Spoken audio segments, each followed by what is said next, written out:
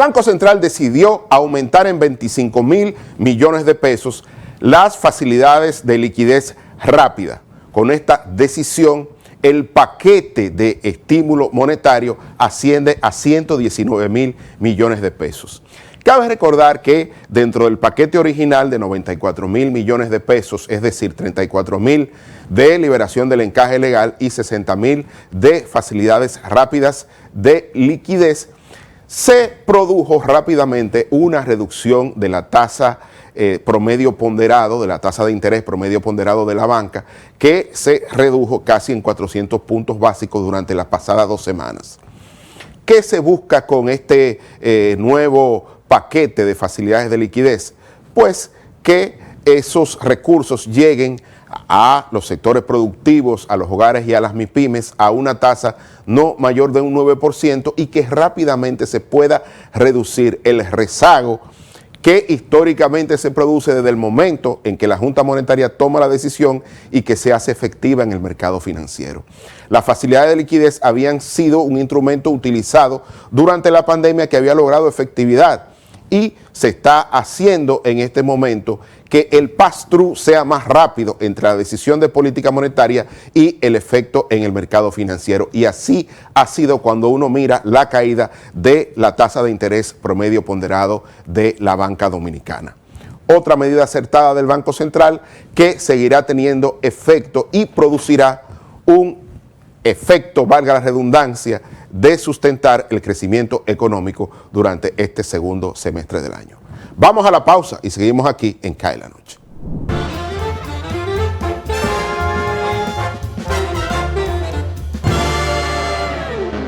Tenemos un propósito que marcará un antes y un después en la República Dominicana. Despachar la mercancía en 24 horas. Estamos equipándonos con los últimos avances tecnológicos. Es un gran reto, pero si unimos nuestras voluntades, podremos lograrlo.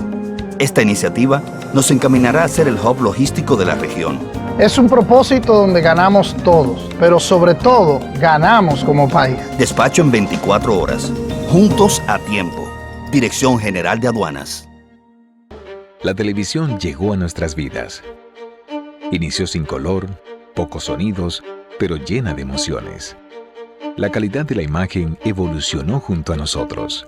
Rompió todos los esquemas de lo que parecía posible. El mundo continúa evolucionando. La televisión también. Brindándote las mismas emociones de siempre. Ahora en la palma de tu mano. Win TVO, televisión en línea gratis, donde quiera que estés. Sí, sabemos lo difícil que es manejar un centro educativo y administrarlo con las herramientas inadecuadas puede traerte cientos de inconvenientes. Lidiar con admisiones, finanzas, calificaciones, registros y avisos suena como una tarea complicada. Sin embargo, todo esto y más puedes resolverlo de forma sencilla y rápida gracias a SAS. Con SAS, todas tus operaciones educativas y administrativas se vuelven más rápidas, eficientes y seguras. Conecta a tus docentes, personal administrativo, padres y estudiantes en una sola plataforma y gestiona todos sus procesos de forma ágil y automatizada. Cualquier persona puede manejar la plataforma gracias a su diseño amigable e intuitivo. Y si necesitas ayuda, cuentas con un equipo de soporte especializado en tecnología y educación. Que la dinámica del Ministerio de Educación no sea una preocupación para ti. SAS está diseñado para escalar y evolucionar junto al Sistema Educativo Nacional. Un sistema de gestión académica para una nueva generación. Al fin de cuentas, de eso se trata. De dedicarse a enseñar. El resto, déjaselo a SAS. ¿Listos para empezar?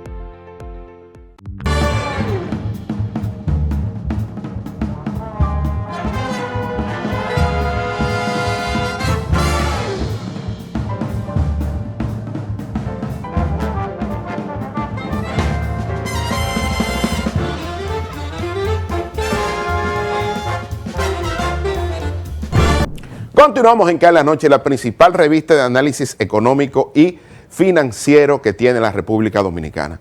Y como dijimos en la parte introductoria, el Banco Central decidió aumentar en 25.000 millones adicionales las facilidades de liquidez rápida. Con esto, el paquete de estímulo monetario equivale a 119.000 millones de pesos. Uno podría preguntarse, ¿por qué se decidió aumentar las facilidades de liquidez rápida? Hay que recordar que recientemente el Banco Central ha tomado 3 medidas luego de que la inflación regresó al rango meta, con el objetivo de estimular por la parte monetaria el crecimiento económico para este segundo semestre del año. 3 medidas fueron tomadas. Primero, la reducción de la tasa de política monetaria de 8.50 a 8%. Segundo, 60.000 millones de pesos de facilidades de liquidez rápida, más la liberación del 2% del encaje legal, equivalente a 34.000 millones de pesos. Este paquete originalmente era de 94.000 millones de pesos, al sumar las facilidades de liquidez rápida de 60.000 millones, más los 34.000 millones de pesos del encaje legal. Ahora se aumenta en 25.000 millones de pesos. El hecho es que los primeros 60.000 millones de pesos de facilidades de liquidez rápida tuvieron un impacto en reducir la tasa de interés promedio ponderado de la banca múltiple. ¿Por qué? Porque en materia monetaria las decisiones de política tienen rezagos. ¿Qué quiere decir rezago? Que una vez el Banco Central toma la decisión, esta se hace efectiva en términos promedios en 3 meses a posteriori de la toma de la decisión. ¿Qué se busca con estas facilidades de liquidez rápida?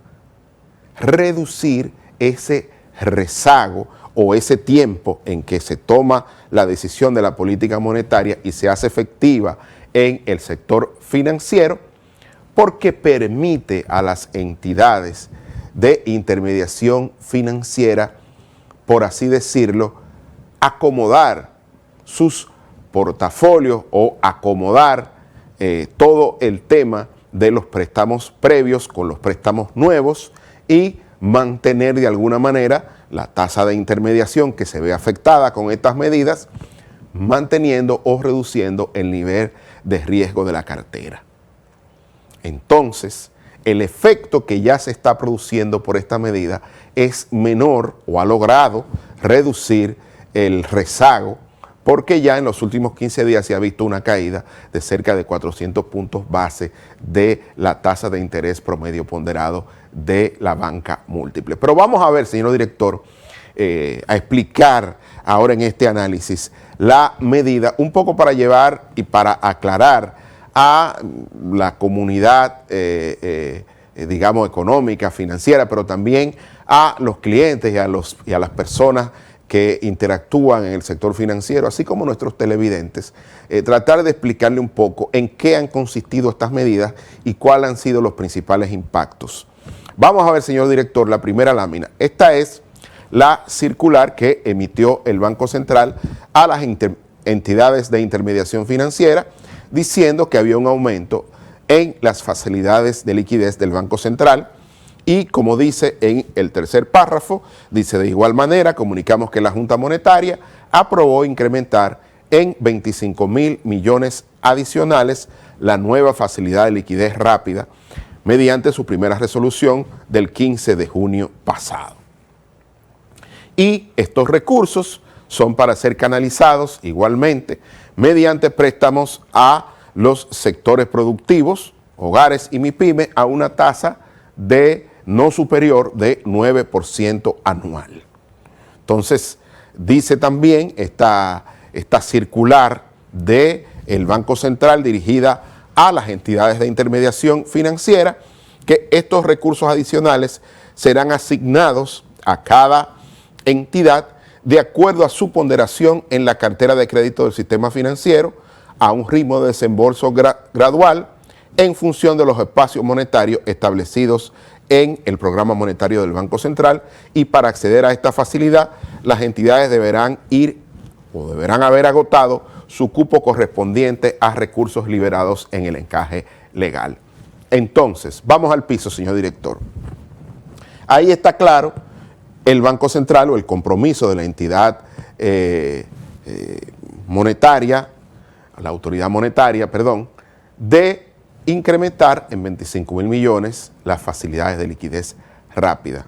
Y actualmente de los 119.000 millones, es decir, los 94.000 que originalmente se destinaron al sector financiero, previa decisión de la Junta Monetaria, se agregan estos 25.000 millones para un gran total de 119.000 millones.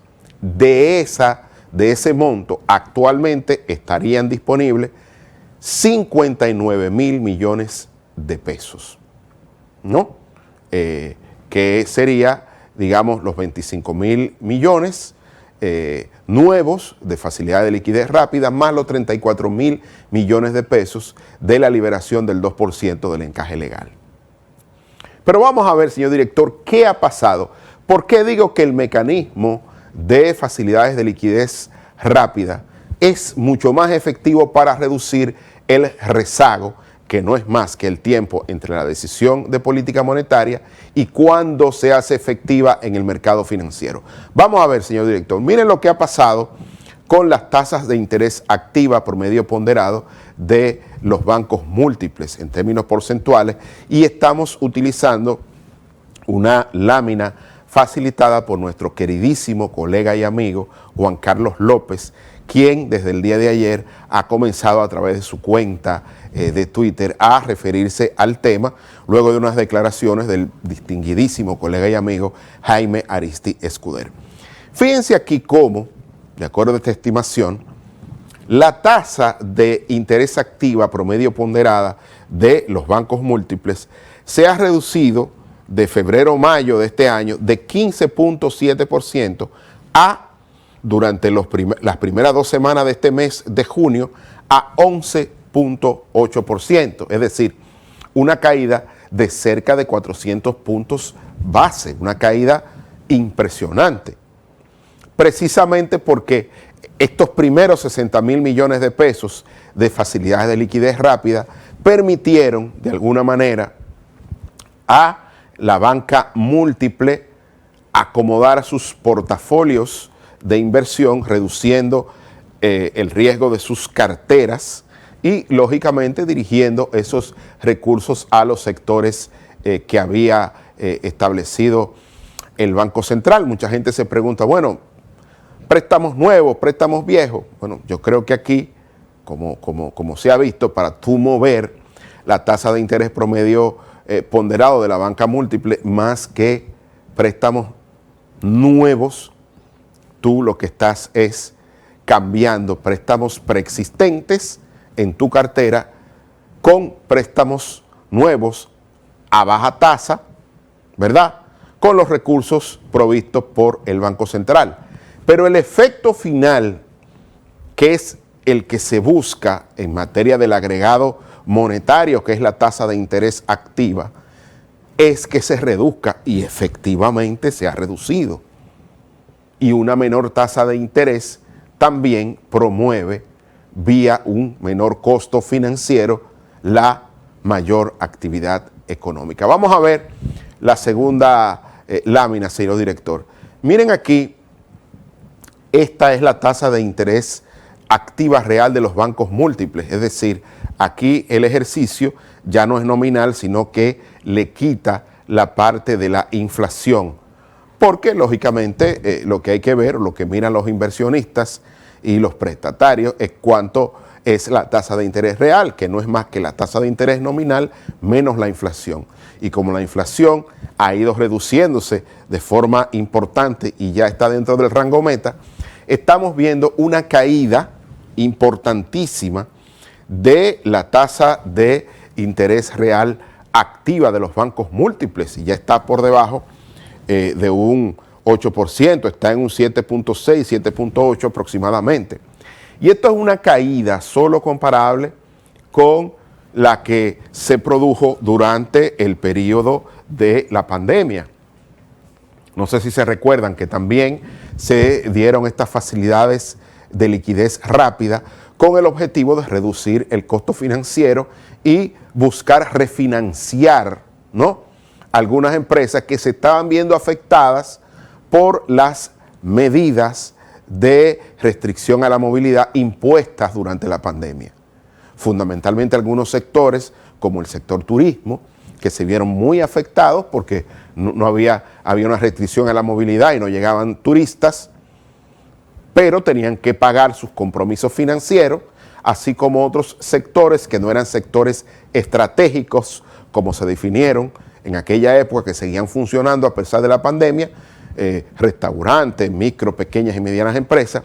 Pues lógicamente la reducción de la tasa de interés permitió, ¿verdad?, que pudieran refinanciarse a tasas más bajas y evitar así el colapso de la actividad económica en que se desempeñaban. Bueno, parece, y estoy tomando otra lámina de mi queridísimo colega y amigo Juan Carlos López, que lo que se buscaba con estas medidas vía facilidades de liquidez rápida era tumbar rápidamente la tasa de interés activa, como en efecto se ha estado produciendo, ¿no?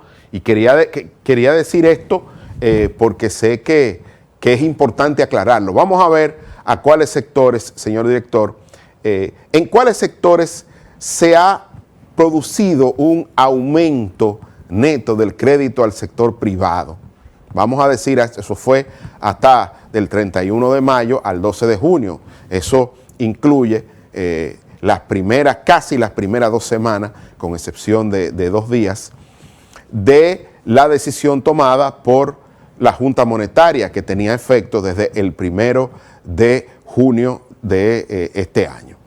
Entonces estamos viendo que la mayor proporción de esos 60.000 millones de facilidades de liquidez rápida se fueron al comercio por mayor y por menor en 34.6%, la industria manufacturera 17.8%, tarjetas de crédito 10.4%, construcción 7.5%, servicios inmobiliarios, empresariales y de alquiler 7.4%, y el resto, donde hay 10 sectores, en 22.2%. Quería traer esto porque de verdad que aquí, vamos al piso, señor director, lo que se está buscando, o desde mi humilde punto de vista, en materia de política monetaria, es reducir la tasa de interés activa, ¿no? ¿Por qué? Porque esa es la tasa relevante para hogares, empresas, desarrollar sus actividades productivas y de consumo. Y lógicamente, si se hacía de la forma ortodoxa, normal e histórica que se ha hecho, que se toma la decisión y se espera un rezago de cerca de 3 meses para que la misma sea efectiva, entonces no iba a impactar en los próximos 6 meses de forma tan efectiva como lo podría hacer o lo habría comenzado a hacer, o en efecto lo ha estado haciendo desde las últimas 2 semanas que se tomó la medida por parte de la autoridad monetaria.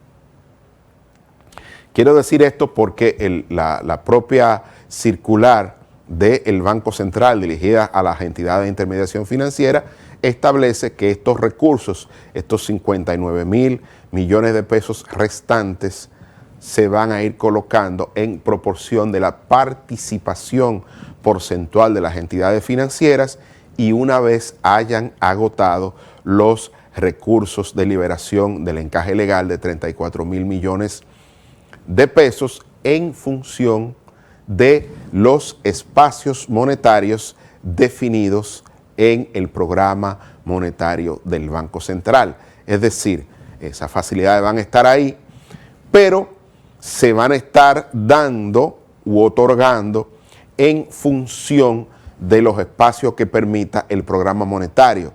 Es decir, si la inflación sigue cayendo y se sigue manteniendo como se espera dentro de el rango meta establecido por el Banco Central, pues se va a ir de manera paulatina liberando esos recursos restantes.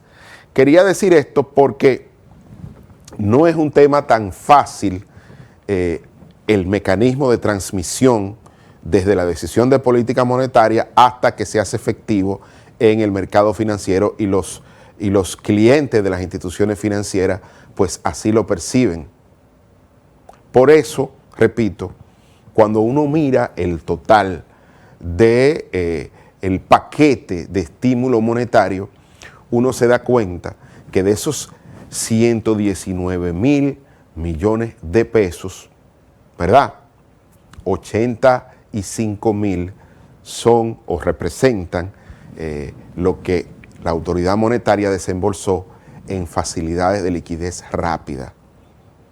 Entonces el objetivo era que rápidamente el pass-through desde la decisión hasta que los clientes de las entidades de intermediación financiera sintieran la caída de la tasa, se redujera de la forma más eficiente posible o más rápida posible, para entonces tener más espacio de reactivar la economía en lo que resta del año. Si usted está siendo llamado actualmente por sus respectivas entidades de intermediación financiera, sus bancos, que lo están llamando porque hay ferias de vehículos, porque hay ferias hipotecarias o porque quiere de alguna manera buscar alguna línea de crédito nueva, sepa usted que se la están ofreciendo a una tasa sustancialmente menor que la que prevalecía antes de la decisión del paquete de estímulo monetario tomado por el Banco Central. Es importante decir esto porque mucha gente me ha estado llamando. ¿Y qué pasa? Que no están llegando los recursos o que cuando voy a las entidades de intermediación financiera ya se gastaron los recursos. Pero independientemente de eso, usted puede estar seguro que ahora usted va y el crédito que usted tomaba antes a 14.5 o a 14.9, ahora lo está consiguiendo cerca de 4%, es decir, de 400 puntos bases menos de lo que usted lo podía conseguir antes de la decisión del Banco Central y este paquete de estímulo monetario que ya alcanza a 119.000 millones de pesos, muy parecido a aquellos recursos que se dieron para estimular la economía luego del impacto de la pandemia de 120.000 millones de pesos. Es decir, estamos frente a una estrategia monetaria que ha sido probada previamente respecto de cómo incentiva el crecimiento económico y que se ha puesto nuevamente a funcionar luego de que la inflación cayera o se mantuviera dentro del rango meta establecido por la autoridad monetaria. Es importante que haga esta aclaración porque estoy viendo opiniones y eso es bueno que se tengan opiniones y estos recursos nuevos, estos 25.000 millones más los 34.000 millones, ojalá y rápidamente puedan ser colocados a sectores productivos que ya descartando aquellos que recibieron los primeros 60.000 millones de facilidades rápidas de liquidez, MIPYMES y hogares. Y lógicamente mirando, como dice la circular del Banco Central, siempre y cuando estén los espacios monetarios ahí, y creo que ya lo están y que permanecerán, porque la inflación está dentro del rango meta y se proyecta que se mantenga así en torno a un 4%, lo que facilitaría que se pudieran distribuir o colocar estos recursos rápidamente a MIPYMES, sectores productivos y hogares, tal y como es la estrategia planteada por el Banco Central. Así es que vamos a la pausa y seguimos aquí en CAE la Noche.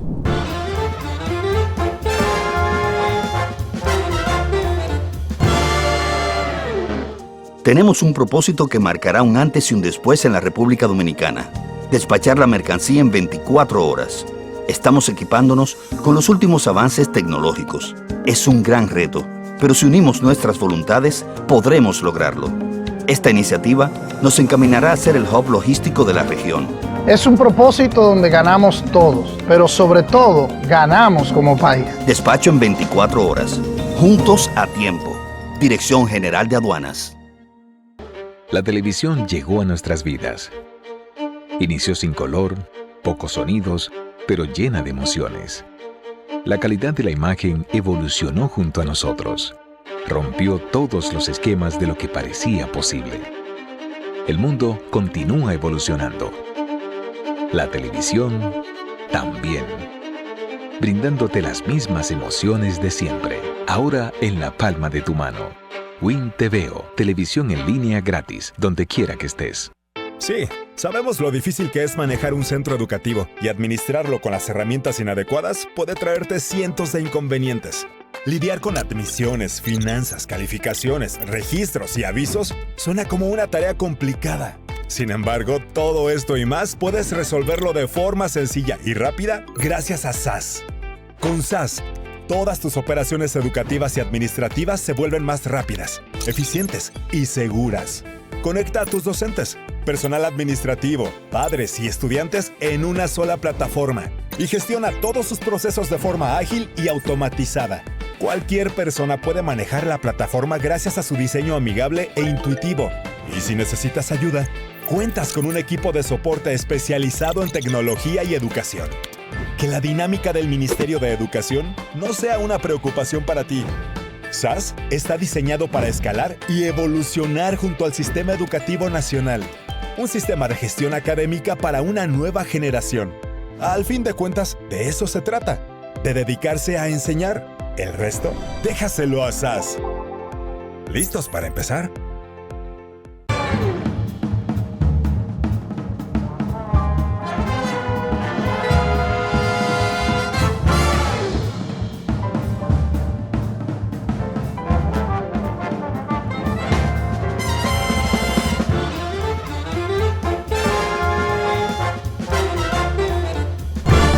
El Ministerio de Economía ha hecho un esfuerzo este año otorgando el código SNIP. Estamos viendo que República Dominicana está siendo receptor de mucha inversión extranjera. Y actualmente el hecho de que haya estabilidad macroeconómica, pues lógicamente atrae.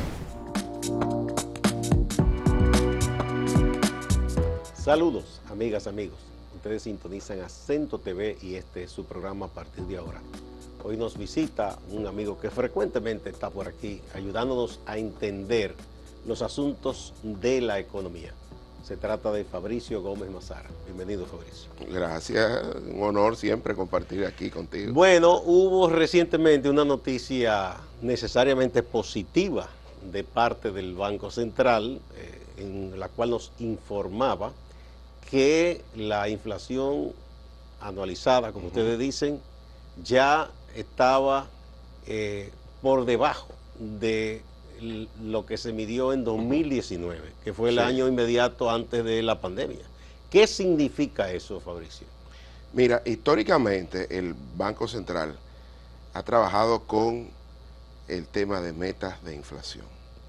Entonces, cuando se habla de rango meta, que es el que persigue el Banco Central en su estrategia de política monetaria, es 4%, más o menos un 1%. Es decir, que siempre y cuando la inflación esté entre 3% y 5%, se considera que es no está mal. Una inflación controlada y es una inflación, digamos, incluso está deseable. Sí, porque si baja demasiado, exacto, hasta se pone lenta la economía. Entonces, desde el año 2019, la inflación estaba fuera del rango meta. Y entonces el Banco Central, dentro de una estrategia de coordinación macroeconómica, que eso luego de la invasión rusa a Ucrania, la principal preocupación de los bancos centrales era el tema de la inflación. En todo el mundo. Aquí se hizo una estrategia de coordinación macroeconómica liderada por el Banco Central, pero acompañada también del Ministerio de Hacienda, que consistía en aumentar la tasa de política monetaria por un lado y por otro lado subsidiar la energía, el combustible y algunas materias primas que influían en la industria alimentaria, para evitar que la inflación en alimentos y bebidas no alcohólicas no creciera más que lo que creció.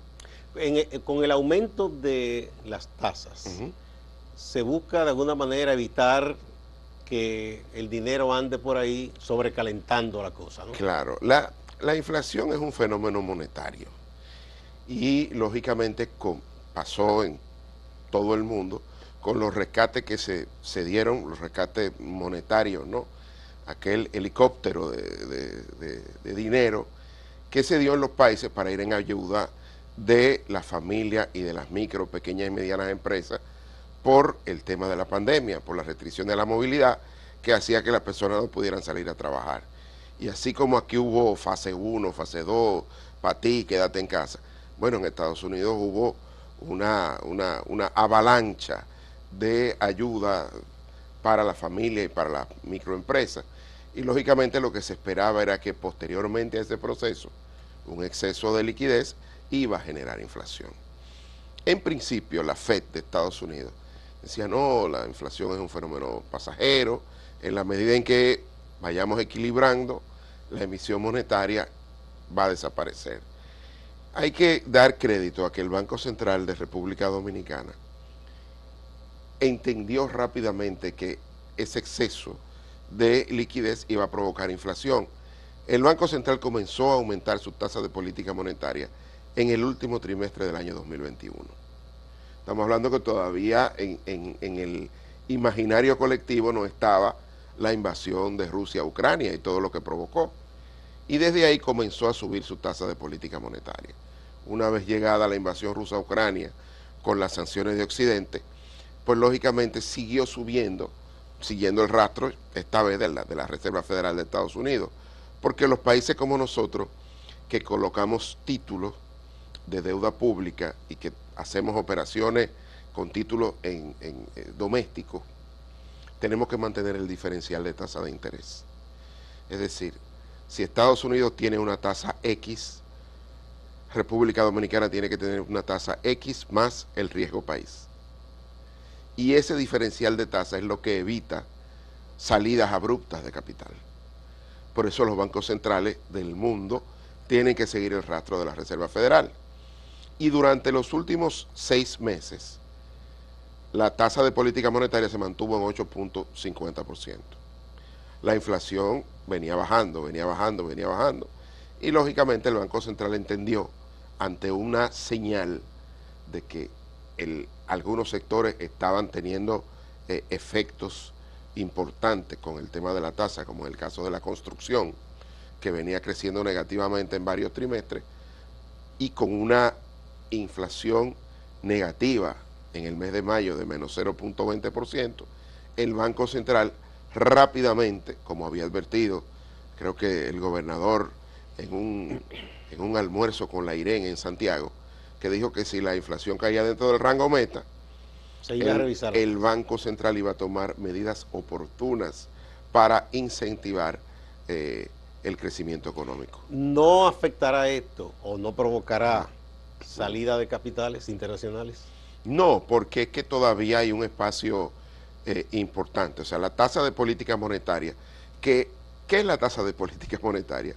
Es como el escalón mínimo que el sistema financiero y los mercados de capitales toman como referencia para poner el valor o el costo de los títulos financieros que se van a emitir. Es decir, cuando el Banco Central dice 8%, de ahí hacia adelante es que los títulos comienzan a colocarse, a tener valor. Recientemente, el Ministerio de Hacienda, a través de su ministro, comunicó que República Dominicana había emitido deuda interna denominada en pesos a una tasa de casi 10%, 9.99. Bueno, eso te está diciendo que hay una distancia de 2%. O sea, que no hay ningún temor de que esos capitales sientan la necesidad de irse. No, todavía. Hay 300 puntos de diferencia. Y mientras tanto, entonces, el efecto aquí podría ser en esos sectores, como el que tú mencionaste, construcción, de que les vaya mejor, de que tengan unas mejores condiciones para emprender nuevos negocios. Claro, porque el Banco Central hizo 2 cosas. La primera fue reducir la tasa de política monetaria de 8.50 a 8%.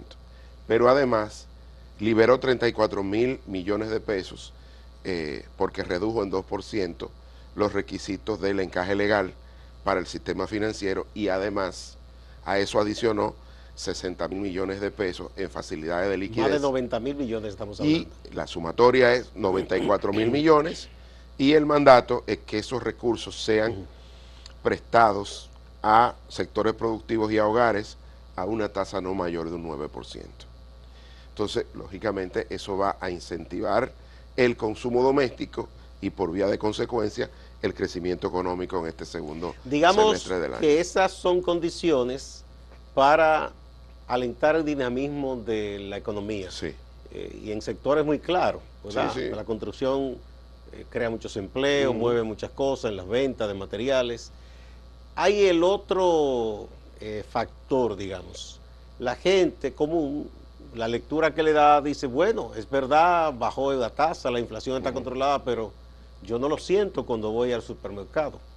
¿Cómo o cuándo podrían esas disposiciones sentirse ya en el consumo de bienes y servicios de lo que básicamente la gente necesita cada mes? Claro, ahora mismo los sectores productivos pueden refinanciarse, es decir, hablar con sus instituciones financieras y decir, bueno, actualmente, por ejemplo, la tasa promedio ponderado del sistema financiero era de 15.5%. Anual. El hecho de que alguien pueda cambiarla por una tasa de 9%, lógicamente que eso te da un menor costo financiero y una mayor capacidad para tú reducir tu costo de producción. Estamos hablando, digamos, lo que produce la comida. Lo que producen la comida. Un productor agropecuario, un ganadero, un productor de arroz, de lo que sea, podría beneficiarse. Claro, y los exportadores, por ejemplo, con sus competidores que tienen acceso a mercados financieros o de crédito interno en sus respectivos países a una tasa mayor a un 9%, pues entonces van a reducir su costo financiero y de producción y van a poder vender al resto del mundo de forma más costo efectiva. Entonces hay que esperar, digamos, en el corto plazo que haya un alivio en los precios básicos de la canasta básica de la gente, ¿no? Sí, y hay que decir algo, que como la economía va a crecer por debajo del producto potencial, va a crecer en 4%, y hay unas reservas internacionales netas del Banco Central superiores a los 16.000 millones de dólares, no hay riesgo de sobrecalentamiento de la economía. Es decir, no hay riesgo de que los precios se disparen de nuevo o que haya devaluación, porque lógicamente, como dije, hay esos requerimientos de que vamos a crecer por debajo del producto potencial y de que hay 16.000 millones de dólares de reserva. Eso es más de 6 meses de importación. Podemos decir entonces que la salud, para decirlo de alguna manera, de la economía nuestra es de buen pronóstico. Sí, para este año sí, cuando tú lo comparas con la región.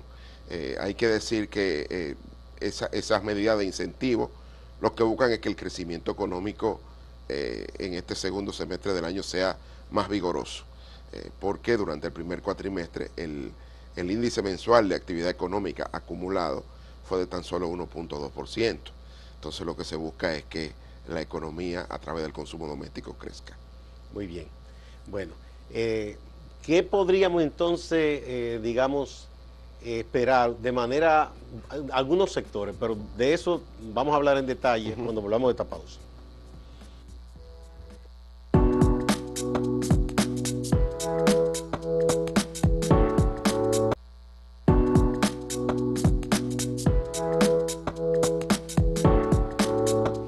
Continuamos a partir de ahora con Fabricio Gómez Mazara, economista, tratando de comprender un poco la situación de la economía a raíz de esta información positiva del Banco Central de ese rango de la inflación que está por debajo incluso del 2019, que fue antes de la pandemia con todo lo que devino de esa situación mundial. Sectorialmente, digamos, por ejemplo, las inversiones del Estado, ¿qué podría ocurrir? Bueno, hay que decir que en el caso de la tasa de interés y de la política del Banco Central van más impacto al ámbito privado, ¿no? Al mercado privado. Pero en el caso del Estado, pues toda la inversión pública, el gasto de capital, que se ha acelerado, pero que todavía anda por debajo del histórico, pues se pueden acelerar. Sé que el Ministerio de Economía ha hecho un esfuerzo este año otorgando el código SNIP a los contratistas del Estado de manera de acelerar el proceso de pago de la ubicación de las obras de infraestructura. Pero en el caso, por ejemplo, de los sectores de la economía, el sector de la construcción, el hecho de que se les reduzcan las tasas y que los materiales de construcción comiencen a caer de precio, pues lógicamente eso hace que si había un proyecto que se había pospuesto por un tema de costo para el próximo año, ¿verdad? O que estaba a media, ese proyecto pueda comenzar a desarrollarse de forma inmediata. En el caso del comercio, pues lógicamente cuando usted y a mí baja la tasa de interés, pagamos menos de tarjeta de crédito, el préstamo de consumo, el hipotecario, y eso deja a la familia, digamos... Por cierto que tienen unas campañas bastante agresivas, en el buen sentido, los bancos con el asunto de las tarjetas, las cosas. Sí, ahora, y que incluso, porque tienen esos recursos, ¿verdad?, vía el Banco Central, que va a hacer que incentiven el consumo, porque ese es uno de los objetivos. Vendrán las ferias, que creo que algunas instituciones ya están anunciando otra vez feria de vehículos, feria hipotecaria, y eso va a movilizar bastante la economía, porque cuando cae la tasa de interés, cae el costo del financiamiento, tanto para el consumo como para la inversión. Y eso, lógicamente, va a redundar en una mayor actividad económica este año. Y para fines del sector industrial, ¿qué se podría esperar? Bueno, el sector industrial sí es un sector donde le afecta positivamente esto. Fíjate que el sector industrial necesita, digamos, recursos porque sus procesos son largos. Desde que llega la materia prima hasta que transforma el bien y lo pone a vender en el mercado, pues tiene un ciclo, un capital de trabajo, requiere, digamos, recursos financieros importantes para poder financiar parte de su proceso productivo. Entonces, cuando cae la tasa de interés, sus procesos productivos son menos costosos en términos financieros. Entonces, sí, el sector industrial le conviene bastante este tema de la tasa de interés. Puede ganar más, pero al mismo tiempo puede jugar con los márgenes al colocar su producto para hacerlo más atractivo. Claro, recuérdate que la industria necesita capital de trabajo, necesita líneas de crédito, y esas líneas de crédito tienen un costo financiero, y si ese costo financiero se reduce, pues obviamente se reduce su costo de producción. Bien, y el buque insignia de República Dominicana, el turismo, ¿cómo tú piensas que todo esto le podría influir? Bueno, el turismo, tú sabes que hay una parte del turismo que está referida al costo de producción dominicano, transporte, que es un tema importante, no solo el transporte de carga, sino el transporte de pasajeros, también todo el tema de, recuerda que el turismo no es solo alojamiento, a nivel macroeconómico se conoce esa cuenta como hoteles, bares y restaurantes, es decir, el turista que llega al país, pues lógicamente puede, cuando cae el costo de los alimentos o de actividades propias de ese sector, pues gastar más o consumir más actividades con el mismo nivel de dólares que gasta. Y el encadenamiento también de esa industria con los sectores productivos. Por ejemplo, ahora que tú hablas, hay un sector que está creciendo mucho, que es el turismo de cruceros, por ejemplo. Sí. Puerto Plata y otras provincias del país. Entonces, a esos artesanos, a las personas que trabajan en esa industria, pues lógicamente cuando sus productos pueden reducirse de precio, pues van a tener una oferta mejor para el mercado turístico. Y por la situación regional que tú ves aquí en Centroamérica, Caribe, o más allá de América, las Américas en sentido general, ¿es tan buena la situación dominicana como se suele decir? Que nos ponen como la economía o la segunda más dinámica o la tercera, en muchos casos hasta como la primera. Recuérdate que la economía tiene que ver mucho con expectativas y con la confianza de los agentes económicos en los gobiernos, en la institucionalidad en sentido amplio, pero yo me gusta hablar más de los gobiernos. Estamos viendo que República Dominicana está siendo receptor de mucha inversión extranjera de algunos países vecinos que los nuevos gobiernos han llegado un poco, digamos, con su criterio respetable y producto de la voluntad popular, pero que algunos sectores le generan cierto nerviosismo. Le generan, sobre todo a sectores empresariales. Yo creo que en República Dominicana el hecho de ser una economía con una institucionalidad relativamente madura, nosotros, nuestra clase política, uno la critica, pero pudo haber sido peor como en otros países. Incluso aquí se dieron unas elecciones y un cambio de mando en medio de una pandemia. Y no hubo perturbación. Y no hubo perturbación. Y actualmente el hecho de que haya estabilidad macroeconómica, pues lógicamente atrae no solo inversión de corto plazo, sino inversión de mediano y largo plazo. Estamos viendo el sector zona franca, como está atrayendo mucho turismo, pero también hay otros sectores importantes, como el tema del tráfico aéreo. Se está atrayendo se expande cada día más. Mucha inversión. Sí, y el caso de zona franca, es un sector que se ha transformado mucho, ya no es solo cerrar pantalones, todo el ensamblaje de tecnología médica y de otro tipo de tecnología ha crecido mucho en las zonas francas. Ese es el sector de mayor crecimiento actualmente, y el hecho de esta decoupling, como dicen los norteamericanos, la fragmentación económica global, está haciendo que mucha de esa inversión que estaba en Asia o en algunos países de Europa del Este, pues comiencen por el nearshoring a establecerse en República Dominicana, cerca de las costas de Estados Unidos. Que yo veo que hay gente que critica, que dicen que eso es un privilegio a esos inversionistas en zona franca, pero estaba viendo en estos días, a propósito de una información que despachó la agencia EFE, que nosotros tenemos esos servicios, de que el gobierno de Cuba está buscando inversiones para su zona, ellos le llaman, es zona franca, ellos le llaman zona especial de inversión en este lugar en Mariel, un parque grandísimo. Y estaba viendo las condiciones, digo yo, pero eso, aquí le dicen que somos entreguistas, pero aquello es cero impuestos, cero esto, o sea, es una facilidad para atraer tremenda. Sí. Que aquí criticarían si fuera así. No, claro, lo que pasa también es que una industria, un sector, tiene que ver con la confianza que los inversionistas tengan en ese país, en cualquier país del mundo. Y además hay un tema de know-how. República Dominicana tiene muchos años en ese sector con un relativo éxito, con sus altas y sus bajas, y lógicamente es más confiable. Y el acceso al mercado norteamericano también, que en ese caso los cubanos por el embargo no pueden. Claro. Bien, vamos a otra pausa, Fabricio, y volvemos.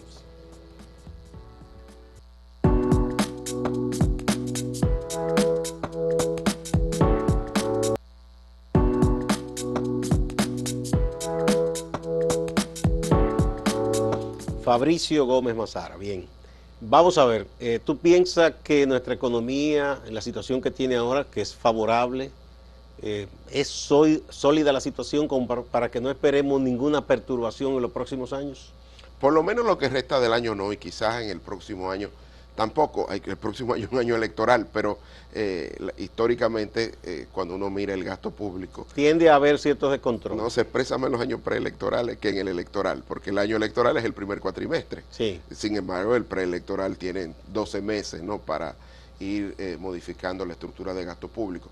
Pero cuando uno mira la ejecución, está dentro de los parámetros.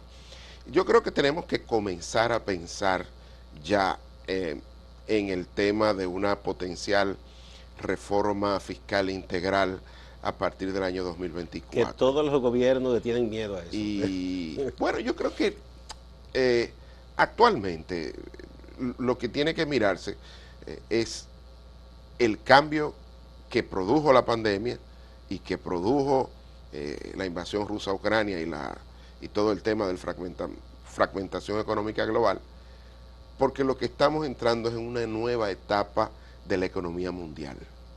Ya no es una etapa previa, ya estamos hablando de que hay una fragmentación con dos bloques económicos en el mundo, y lógicamente eso es lo que define esa nueva economía, esa nueva etapa. Claro, ya no hay una sola economía central. No, ya no hay esa. Yo creo que estamos en una época de posglobalización, donde hay una guerra fría comercial al menos, y hay una fragmentación económica que es innegable ya.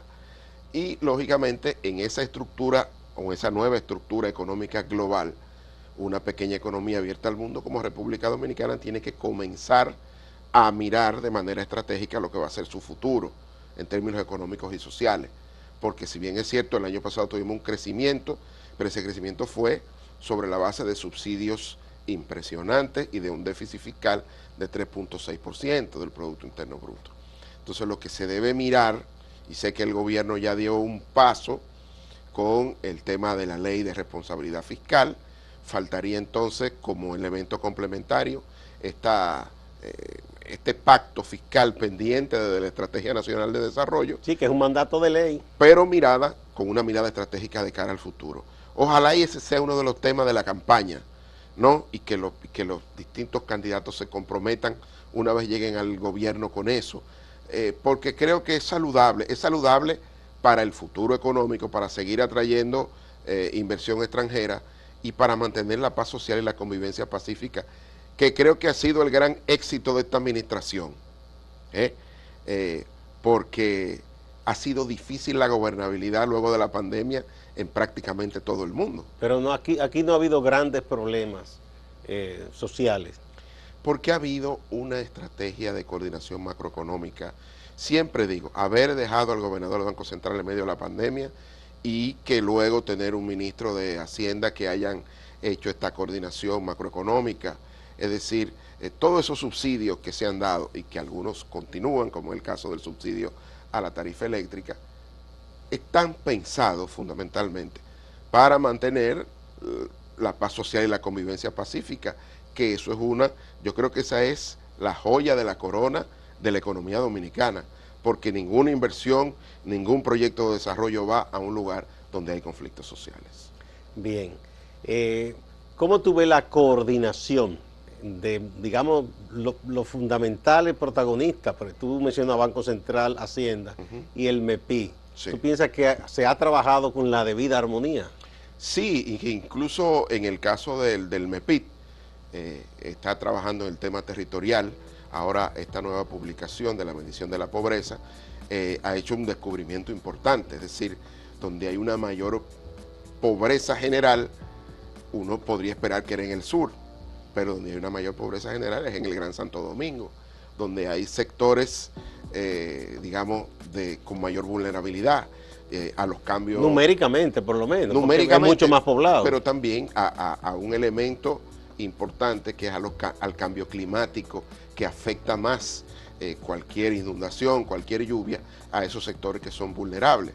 La pobreza extrema sigue siendo mayor en el sur, y qué bueno que se está haciendo esos proyectos en Pedernales y esas carreteras que se están haciendo en Asua, esas circunvalaciones, pues lógicamente la inversión pública está yendo donde hay mayor pobreza extrema, pero también tenemos que entonces revisar las políticas de protección social en el Gran Santo Domingo, que parece que es por el tema de la migración del campo hacia la ciudad, es el sitio donde hay familias viviendo en mayor nivel de vulnerabilidad. Muchas gracias, Fabricio, siempre es bueno conversar contigo. Igual a ustedes, amigas y amigos, gracias, y no se vayan, que hay más en Acento TV y Acento Portal.